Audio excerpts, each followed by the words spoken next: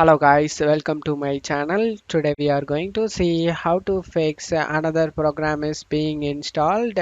Please wait until that installation is complete error. In Windows 10, 11, 8 and 7, let's fix it guys. Go to search menu and type msconfig. Comes up with system configuration. Click on open it. Select services tab and select hide all Microsoft services. Now you need to select disable all and after selecting it select apply and OK for save changes. Now select the restart option and restart your PC guys. After restarting your PC you can check if the problem solved or not. If the problem not solved, let's move on to the second solution guys. The second solution, you just need to go to search menu and type services. Click on open it.